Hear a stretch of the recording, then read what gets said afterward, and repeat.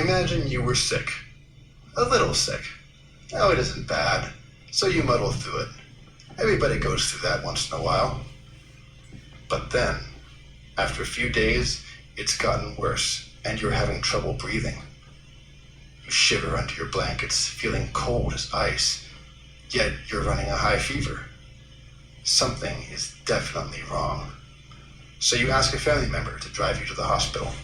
The next thing you know, you're in an ER bed, and there's a doctor standing over you who's getting ready to put a breathing tube down your throat.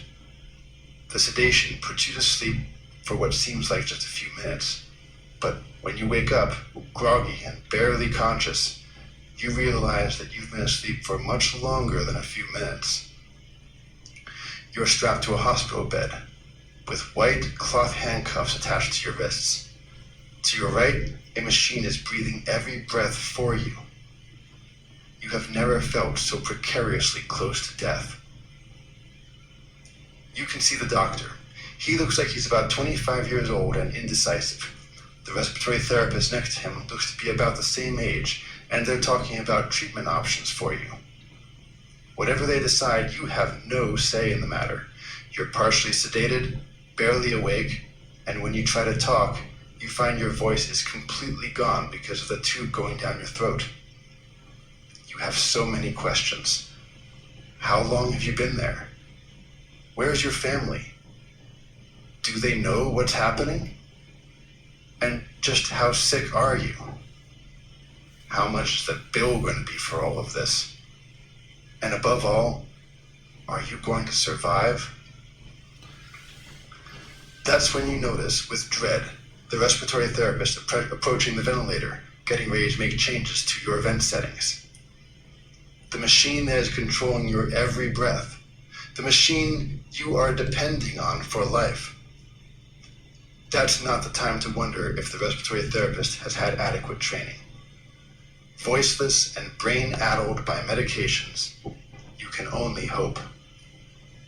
In these days, when humankind is under assault from pandemic, you need a competent respiratory therapist. Hello, my name is James Lanciardi. I am presenting to the board my proposal for a capstone project aimed at educating respiratory therapy students about acute respiratory distress syndrome, or ARDS, its pathophysiology and treatment options. Before I tell you about my proposal, I would like to tell you a bit about myself and my professor, Dr. Joe Coyle.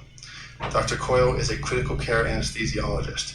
He's a Navy veteran who graduated from Drexel Medical College in Philadelphia and has worked at several prestigious medical facilities, including Cleveland Clinic and Bethesda Naval Hospital.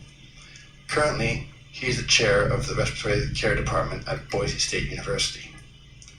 As for me, I am working towards my master's degree under the instruction of some very qualified and experienced instructors, including Dr. Coyle. I have been a respiratory therapist for 6 years, but I have been in the medical field for 18 years as a paramedic, an EMT, a phlebotomist, a CNA, and a ward clerk. Currently, I work at the VA hospital in Aurora, Colorado. Since graduating from RT school 6 years ago, I have had a compelling interest in ARDS. One of my instructors was extremely interested in it, and it rubbed off on me. That is why I chose my project, which will not only allow me to explore my interest in ARDS, but also to influence new respiratory therapists with the same passion that now drives me. I aimed my project at respiratory therapy students because they are going to be key players in the care of ARDS patients. ARDS is still a deadly condition for people in the ICU. According to a recent study, the mortality rate may be as high as 46%. Not only that, but when tested, many physicians were unable to identify ARDS when shown on a chest x-ray.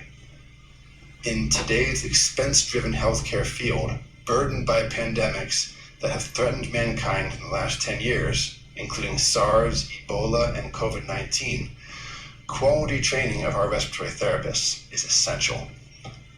That's why I have designed a training module using all the latest studies from very respected publications, including the New England Journal of Medicine, Journal of Applied Physiology, CHEST, and others, to create a top-notch education module to teach respiratory therapists.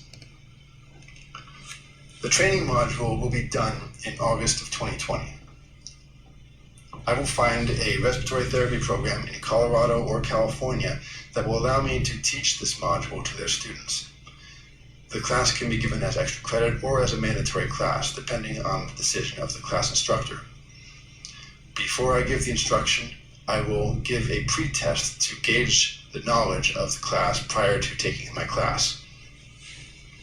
I'll also ask the students to voluntarily share their email addresses with me.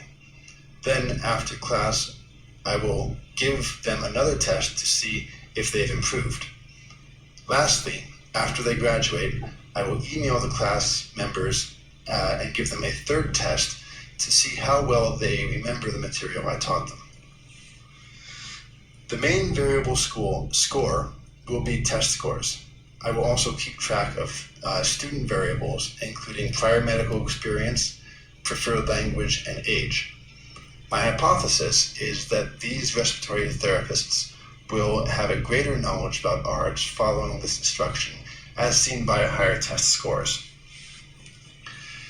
There is a science behind writing test questions, and if I write them, I may inadvertently make them misleading or hard to understand. That's why the test questions I give will mostly come from a test bank. I will write some test questions with the assistance of Dr. Coyle, who is an experienced instructor. The test questions may be multiple choice, short answer, or essay questions. The test format and length of the test have not yet been determined. Recruitment will be determined with the assistance of the RT program director or the instructor. It will either be given as a mandatory class or as extra credit. I will suggest to the instructor that if the students choose not to participate in their extra credit class, then another means of getting this extra credit should be given. Risks and benefits. The biggest risk that this class will serve is that this class will serve to stress students about the information I'm presenting. This stress can be mitigated by informing the students that the full amount of extra credit is earned by attending the class and the test scores are not graded.